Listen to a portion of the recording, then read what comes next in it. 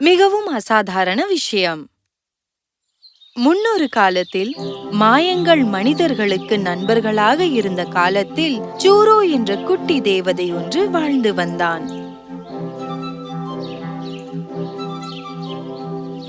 சூரோவை பற்றி கூற வேண்டுமானால், எந்த ஒரு மனிதன் தைரியமாக நல்ல செயல்களை நல்ல மனதுடன் செய்கிறார்களோ அவர்களுக்கு உதவி செய்து கொண்டிருந்தான். ஒவ்வொரு ஊர்களுக்கும் சூரோ சென்று அங்குள்ள நல்ல மனிதர்களை பார்த்து நல்ல கதைகளை உருவாக்கினான். அவ்வாறு ஒரு ஊரில் அன்டோனியோ என்ற அழகான இளைஞன் வாழ்ந்து வந்தார். அன்டோனியோ சூரோவின் நல்ல நண்பர். கடிகாரம் தயாரிக்கும் தொழில் செய்தார். அவர் பெருந்தன்மையுள்ள புத்திசாலியான கடும் உழைப்பாளியாவார். ஒரு நாள் அரசரின் தூதுவரிடமிருந்து ஒரு செய்தி வந்தது. எல்லோரும் கவனமாக கேளுங்கள். இளவரசி திருமணம் செய்வதாக முடிவு செய்துள்ளார். எவரொருவர் மிகவும் அசாதாரணமான ஒரு பொருளையோ விஷயத்தையோ செய்கிறாரோ அவருக்கு அரசரின் மகளும் அரசாட்சியில் பாதியும் கொடுக்கப்படும். யாருக்கெல்லாம் திறமையை வெளிப்படுத்த விருப்பமோ அவர்கள் நாளைக்கு அரண்மனைக்கு வரலாம். மிகவும் அசாதாரணமான பொருளா? அது எதுவாக இருக்கும்? நமக்கு அழைப்பு வருமோ? இது நல்ல விஷயம்தான். நீங்கள் இளவரசியின் இதயத்தை வெல்வதற்கு என்ன செய்ய போகிறீர்கள்? நானா? என்னால் என்ன செய்ய முடியும்? உங்களாலையும் அசாதாரணமான விஷயங்களை செய்ய முடியும் என்று யோசிக்க முடியவில்லை. நீ புரியாமல் பேசுகிறாய். அசாதாரணமான பொருள்கள் என்றால் அவர்கள் முன்னால் உன்னைத்தான் கொண்டு போய் நிறுத்த முடியும். இப்போதைக்கு நீ மட்டும்தான் என் வாழ்வில் அசாதாரணமான ஒரு விஷயம். கண்டிப்பாக அதை செய்ய நான் உங்களை விடமாட்டேன். ஆனால் கடிகாரம் தயாரிக்கிறீர்கள் இல்லையா? ஏன் அசாதாரணமான ஒரு கடிகாரம் நீங்கள் தயாரிக்க கூடாது? கடிகாரம் தயாரிப்பது அசாதாரணமான செயல் அல்ல. ஆனால் நீங்கள் ஒரு அசாதாரணமான கடிகாரம் தயாரித்தால் அது உண்மையில் அசாதாரணமாக தான் இருக்கும். என்ன சொல்கிறீர்? முடியும் என்று தோணவில்லை சூரோ. நீங்கள் முயற்சி செய்யாவிட்டால் உங்களுக்கு தெரியாது. ஆண்டோனியோ பற்றி நினைத்து பார்த்தால் அவர் என்ன இழக்க வேண்டும்? குறைந்தது அவர் முயற்சி செய்யலாம். ஆண்டோனியோ தன்னுடைய வேலையை முடித்துவிட்டு படுக்கைக்கு சென்றார். இருட்டாக இருந்தது. ஆண்டோனியோ தனது கருவி பெட்டியை பார்த்து கொண்டிருந்தார்.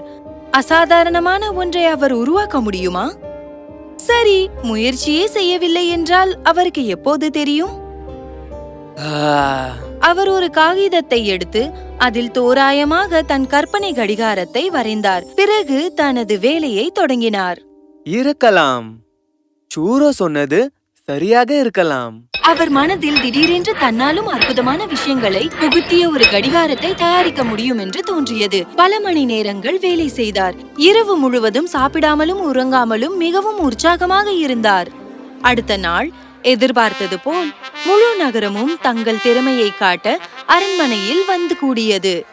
வாழ்வீரர் ஒருவர் தனக்கு தானே போராடி அவர் திறமையை காட்டிக் கொண்டிருந்தார்.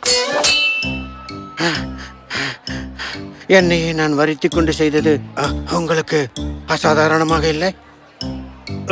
கண்டிப்பாக இல்லை. அடுத்தவர். நான் பல மாதங்கள் தொடர்ந்து தூங்க முடியும். ஓ, ஏற்கனவே தூங்கிவிட்டாரா? அவர் எழுந்திருக்கும் வரை மாத கணக்கில் நாம் காத்திருக்க வேண்டுமா? தயவு செய்து அவரை வெளியே கொண்டு செல்லுங்கள். சரிதான், தூங்கட்டும். அவருக்கும் வசதியாக இருக்கும். சில ஜாக்லர்ஸ் சலிப்படையும் வகையில் வித்தைகள் செய்தார்கள். சிலர் ஆப்பிள், பேர்ஸ் மற்றும் மேஜை நாற்காலிகளை கொண்டு மாய வித்தை செய்தார்கள். ஒரு கட்டத்தில் எப்படியோ தங்கள் திறமைகளை நிரூபிக்க வேண்டும் என்று சேவகர்களை வைத்தும் பல வித்தைகள் செய்தார்கள். இவை மிகவும் அசாதாரண செயல்களா இல்லையா என்பது எனக்கு தெரியாது. ஆனால் இப்போது நீங்கள் நிறுத்தாவிட்டால் உங்களை வெளியேற்றி விடுவேன். ஆனால் மேதகு, உங்கள் முன்னால் இன்னும் ஒரு வித்தை செய்ய நாங்கள் நினைக்கிறோம். ஓ, வேண்டாம். அடுத்தவர். பிறகு ஆண்டோனியோ உள்ளே வந்தார். வந்ததும் இளவரசியையும் மன்னரையும் வணங்கினார். நான் ஒரு கடிகார தயாரிப்பாளன் பெருந்தகையே. நான் எனது தயாரிப்பை உங்களுக்கு காட்ட விரும்புகிறேன். ஏற்கனவே போட்டியில் கலந்து கொண்ட அனைவரும் கண்டிப்பாக ஆண்டோனியோ போட்டியில் தோற்பார் என்று நினைத்தார்கள். ஏனென்றால் அவர் ஒரு சாதாரண கடிகார தயாரிப்பாளர் தான். ஆண்டோனியோ போர்த்தியிருந்த துணியை விலக்கி ஒரு விசித்திரமான கடிகாரத்தை வெளிப்படுத்தினார். நான் இதுவரை பார்த்திராத அழுக்கு படிந்த ஒரு கடிகாரம் இது. என்னை மன்னியுங்கள் மேன்மை தாங்கியவரே. ஆனால் திறமையும் புத்திசாலித்தனமும் சாதனைகளை செய்யுமே தவிர அதை அழகு செய்யாது. இந்த கடிகாரம் புத்திசாலி கடிகாரம் என்று சொல்கிறாயா? சரி, அதை எங்களுக்கும் சிறிது காட்டு பார்க்கிறோம். ஆண்டோனியோ கடிகாரத்தின் மையத்தை தொட்டதும் அதன் முற்கள் சுற்ற ஆரம்பித்தது. எல்லோரும் பிரமிப்புடன் பார்த்து கொண்டிருந்த போது கடிகாரத்தில் ஒரு மணி அடித்து நின்றது. பிறகு மரத்தினால் ஆன ஒரு மனிதன் வெளியே வந்தான். விதிமுறை எண் 1, மகிழ்ச்சியாக வாழ வேண்டும் என்றால் அதற்கு நம்பிக்கை வேண்டும். முதலில் நீ உன்னை நம்பு, உன் வாழ்க்கை முழுமையடையும். என்னிடம் கேட்டால் இது ஒன்றுதான் நல்ல விதிமுறை என்று சொல்லுவேன். பார்வையாளர்கள் அதிர்ச்சி அடைந்தனர்.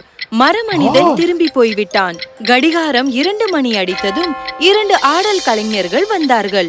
ஓ, அவர்கள் நடனமும் நடைகளும் அற்புதமாக இருந்தது. உண்மையில் மாயம்தான். கடிகாரம் 3 மணி அடித்ததும் சூரியனும் சந்திரனும் வெளியே வந்தார்கள்.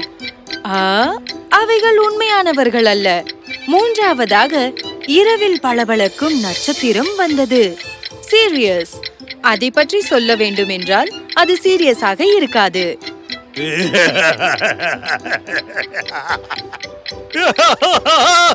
4 கடிகாரத்தை 4 மணிகள் அடிக்க செய்யுங்கள். அதுவும் நடந்தது. இப்போது அரண்மனையில் வைக்கக்கூடிய புதிர் வந்தது. வண்ணெல் மலர் செடி, ஒரு வெட்டுக்கிளி, வெற்றுக்கூன் மற்றும் கூடை நிறைய புதிய பழங்களும் வந்தன. பாருங்கள், இந்த பூக்கள் வெட்டிக்கிளியை சாப்பிடும். பிறகு வெட்டிக்கிளி ஆவியாகி வெற்றுக்கூண்டில் அமர்ந்து புதிய பழங்களை சாப்பிடுமா? நான் புதிருக்கு விடை சொல்லிவிட்டேன். ஒரு மலர் ஒரு அப்பாவி பூச்சை சாப்பிட்டு அதன் ஆவி பழத்தை சாப்பிடுகிறதா? பயங்கரம். இவை என்னவென்று எனக்கு தெரியும். இவை 4 பருவங்கள். மலர்கள் வசந்த காலத்தில் மலரும். கோடை காலத்தில் வெட்டுக்கிளிகள் வெளியே வருவது நமக்கு தெரியும். குளிர்காலத்தில் பறவைகள் ஏற்கனவே பறந்து விடுவதால் வெற்று கூண்டுகள் தான் இருக்கும். கூடை நிறைய பழங்கள் இருப்பது இலையுதிர் காலம். அது நமது அறுவடை விழாவை குறிப்பிடுகிறது. மிகவும் அற்புதம். புதிருக்கு விடை கிடைத்தவுடன் பொருட்கள் அனைத்தும் கடிகாரத்திற்கு போய்விடுகின்றன. இப்போது கடிகாரம் முன்னோக்கி 5 மணி அடிக்கிறது. அடுத்த புதிர் வெளியே வருகிறது. ஒரு கண்ணாடி, ஒரு சேகண்டி மணி, ஒரு கிண்ணத்தில் புதிய மூலிகைகள், ஒரு தட்டில் ஆவி பறக்கும் உணவு மற்றும் ஒரு சிறிய நாய்க்குட்டி. இவை 5 உணர்வுகளாக இருக்க வேண்டும். கண்ணாடி பார்ப்பதற்கு, சேகண்டி மணி கேட்க, நுகர்வதற்கு ஆயுர்வேதம், சூடான சுவையான உணவு சுவைக்க, பிறகு தொடுதல். இந்த அழகான நாய்க்குட்டியை நான் தொடலாமா? இவ்வாறு புதிர் தீர்க்கப்பட்டவுடன் பொருட்கள் விரைவாக கடிகாரத்திற்குள் போய்விட்டன. ஏனெனில் அதற்கு மேல் கடிகாரத்திற்கு அதன் உணர்வுகளை இழக்க விருப்பமில்லை. இப்போது அரை நேரம் இருந்தது. கடிகாரம் 6 மணி அடித்தவுடன் சரி செய்ய வேண்டிய ஒரு பகடை கட்டை வெளியே வந்தது. உடைந்து விட்டது. 6 முறை மட்டுமே சுழலும் எந்த பகடையும் இல்லையே. அது ஒடியவில்லை அரசே. கடிகாரத்தில் இருக்கும் நேரம் அது அரசே. எனக்கு அது தெரியும். 7 மணி ஆனதும் 7 குழந்தைகள் வெளியே வந்தார்கள். அவர்கள் கடிகாரத்தையே சுற்றி சுற்றி வந்து கொண்டிருந்தார்கள். ஏதோ ஒரு முடிவில்லாத வளையத்திற்குள் சிக்கி சொன்னதையே திருப்பி திருப்பி சொல்வது போல் தோன்றியது. நான் நீல நிறமாக இருக்கிறேன். நான் உன் பின்னால் வருகிறேன். நாம் நிறைய வேலைகள் செய்ய வேண்டி இருக்கு. நம் பாரத்தின் மையத்தை அடைந்து விட்டோம். எனக்கு அடுத்ததாக 13ஐ வைக்கவும். நான் உங்களுக்கு கிரீச் என்ற சத்தம் கொடுக்கிறேன். கடைசி நாள். நான் தூங்க வேண்டும். நல்லது, உங்கள் 6 பேருக்கும் நன்றி. நான் வாரம் முழுவதும் சோர்வாக இருந்தேன். நான் நீல நிறமாக இருக்கிறேன். நான் உன்னை பின்பற்றி வரவில்லையா? இவைகள் வாரத்தின் 7 நாட்கள். நாட்கள் அமைதியாக திரும்பி போயின. கடிகாரம் 8 மணியை எட்டிய போது வியத்தக விஷயம் நடந்தது. 8 கிரகங்கள் வெளியே வந்தன. நமது சூரிய குடும்பம் எவ்வளவு அழகானது என்பதை காட்ட அவைகள் சுற்றி சுற்றி காட்டின. அரண்மனையே வசீகரித்தது. கிரகங்கள் திரும்பி சென்றவுடன் 9 மணியானதும் கடிகாரத்தில் இருந்து 9 டிங்கர் பெண்மணிகள் வெளியே வந்து அற்புத நடனமாடினார்கள். அரண்மனையே ஆர்வத்துடன் டிங்கர் பெண்மணிகளை பார்த்தது. கடிகாரம் 10 மணியை அடித்ததும் 10 சபை அங்கத்தினர்கள் வெளியே வந்தனர். அவர்கள் அரசின் சேவகர்களாக இருக்கும். சேவை செய்ய பயப்படும் தேர்ந்த அறிஞர்கள் ஆவார்கள். மன்னர் எதையோ சொல்வதற்கு முற்படும் முன்,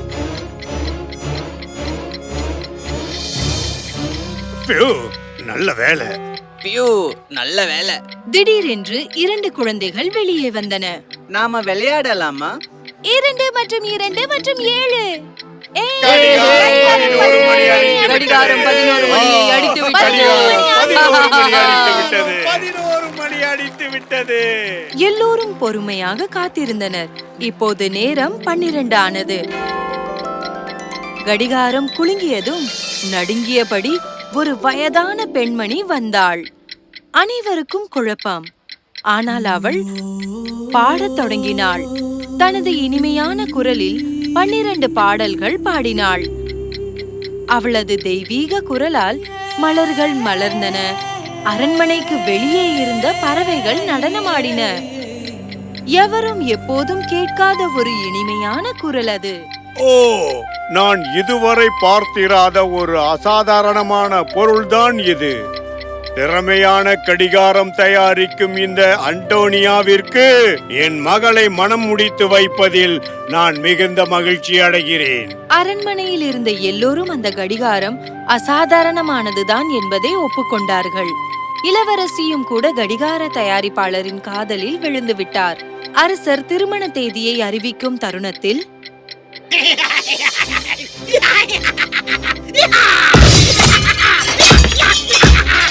ஓ, கடிகாரம் அழிக்கப்பட்ட பிறகும் மிகவும் அழகாகவே இருந்தது. பார்க்கவே அற்புதமாக இருந்தது. அனைவரும் வைத்த கண் வாங்காமலேயே பார்த்து கொண்டிருந்தனர். முடிந்தது. மிகவும் அசாதாரண பொருளை அழித்து விட்டேன். பிறகு இதுவும் அசாதாரண விஷயம் தானே. உண்மைதான். எனவே உங்கள் விதிமுறைப்படி உங்கள் மகளை நான் திருமணம் செய்து கொள்ளலாம். உங்கள் நாட்டின் பாதியும் எனக்கு கிடைத்துவிடும். நான் சொல்வது சரிதானே? ஆமாம், அதுவும் சரிதான். ஆனால் தந்தையே, என்னை மன்னித்து விடு என் அன்பு மகளே. நான் கொடுத்த வாக்கு கொடுத்ததுதான். அந்த அசாதாரணமான கடிகாரத்தை அழித்ததே அசாதாரணமான விஷயம் என்பதை இந்த நாடே ஏற்றுக்கொள்கிறது. உன்னால் முடியாது. ஆமாம், ஆனால் இது சரியான வழி இல்லை. என் அன்பு இளவரசியே, மிகவும் அசாதாரண விஷயம் என்ற வாக்குறுதியை தவிர ஒரு குறிப்பிட்ட வகையில் மிகவும் அசாதாரணமான விஷயம் என்று இல்லையே. உன்னை திருமணம் செய்ய நான் தயார். அந்த அரண்மனை அதிர்ச்சியாகவும் சோகமாகவும் இருந்தது. அன்டோனியோ மிகவும் சோகமாக இருந்தார். அவர் தனது உடைந்த கடிகாரத்தை தனது இருண்ட வீட்டிற்கு கொண்டு சென்றார். அவர் படுக்கையில் அமர்ந்து சோகமாக எங்கும் போக முடியாமல் இருந்தார். ஓ, ரொம்ப பயங்கரமானதுதான் இது. இதுதான் என் உண்மை நிலை. எவ்வளவு முட்டாள்தனமா இளவரசியை திருமணம் செய்ய கனவு கண்டுள்ளேன். போகட்டும் விடு சூரோ, எதுவும் மாறவில்லை. முடிந்தவரை முயற்சி செய்தேன். சரி, நான் உறங்க போகிறேன். ஆனால் சூரோவால் தன் நண்பரை அவ்வளவு எளிதில் விட்டு போக முடியவில்லை. அடுத்த நாள் இளவரசியை திருமணம் செய்து கொள்ள போகும் அந்த அசாதாரண பொருளை அழித்தவன் வந்திருந்தான். ஏற்பாடுகள் நடந்து கொண்டிருந்தன. ஆனால் ஒருவருக்கும் சந்தோஷம் இல்லை. இளவரசிக்கும் இல்லை, அரசருக்கும் இல்லை. அசாதாரணமான அழிப்பவர் அரண்மனைக்குள் இளவரசிக்கு முன்னால் கர்வத்துடன் வந்து நின்றார். அனைவரும் அமைதியாக நின்று நடப்பவற்றை கவனித்துக் கொண்டிருந்தனர். அப்போது அரண்மனையின் கதவு திறக்கப்பட்டு காவலாளி உள்ளே வந்தார். மாண்பு பொருந்திய மகாராஜா, அவர்கள் வருகிறார்கள். யார் வருகிறார்கள்? அந்த உடைந்த கடிகாரத்தின் ஆவிகள். அது உண்மைதான். மரமனிதன், வாரத்தின் நாட்கள், கிரகங்கள் அனைத்தும் பறந்து வந்தன.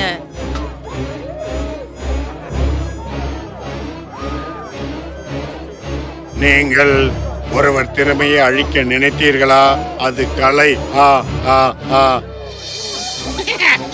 என்னை விடுங்கள், என்னை கீழே விட்டு விடுங்கள். எவராலும் முடியாது ஐயா. வெள்ளியே, அந்த மனிதரை சுற்றி கொண்டிரு. எனக்கு மயக்கமாக வருகிறது. ஓ, யாருடைய தவறு இது? கலைக்கு ஆத்மா இல்லை என்று எப்படி நினைத்தான்? அவனை நடனமாட வைக்கலாம். நிற்காதும் போதும், நிறுத்துங்கள், நிறுத்துங்கள். முட்டாள்தனமாக கலையை கொலை செய்து விடலாம் என்று நினைத்து விட்டேன். என்னை மன்னித்து விடுங்கள், தயவு செய்து என்னை மன்னித்து விடுங்கள் ஐயா, எல்லாரும் மன்னித்து விடுங்கள். நான் ஒப்புக்கொள்கிறேன். நான் கடிகார தயாரிப்பாளர் மேல் பொறாமை கொண்டிருந்தேன். அவரது திறமையாலும் அறிவாற்றலாலும் செய்த கடிகாரம் உண்மையிலேயே மிகவும் அசாதாரணமான விஷயம்தான். நான் சரணடைகிறேன். அழைத்து வர வேண்டும்.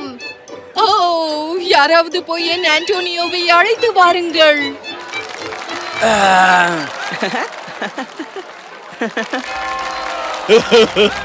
வா இளைஞனே, உண்மையில் இந்த நாட்டின் பாதியை பெறும் உரிமை உனக்குதான். என் இதயத்தையும் தான். இளவரசி மற்றும் ஆண்டோனியோ இருவரும் மீண்டும் இணைவதால் அரண்மனை மகிழ்ச்சி அடைந்தது. தீயவர்கள் எவ்வளவு தீமை அளித்தாலும் அவர்களை முறியடிக்க முடியும் என்பதை கடிகார தயாரிப்பாளர் நிரூபித்து விட்டார். அழிப்பதில் அசாதாரணமாக இருப்பவருக்கு என்ன திறமை இருந்தாலும் கொடும் தீயவர் என்பதை நிரூபித்து விட்டார். இவ்வாறானவர்கள் எவராலும் எந்த ஆக்கப்பூர்வமான செயல்களும் செய்ய முடியாது என்பதையும் அனைவருக்கும் உணர்த்திவிட்டார். எது சரியாக இருக்கிறதோ அதன் முடிவும் சரியாகத்தான் இருக்கும். என்ன நடந்தது? பாதி நாட்டையும் இந்த நாட்டின் இளவரசையையும் நான் வென்று விட்டேனோ? இல்லை, நீங்கள் இல்லை. இத்துடன் கதை முடிய போகிறது. ஓ, இல்லையா? பொறுங்கள், பொறுங்கள். உங்களுக்கு ஒரு பெரிய அசாதாரணமான விஷயத்தை என்னால் சொல்ல முடியும். முடியும்.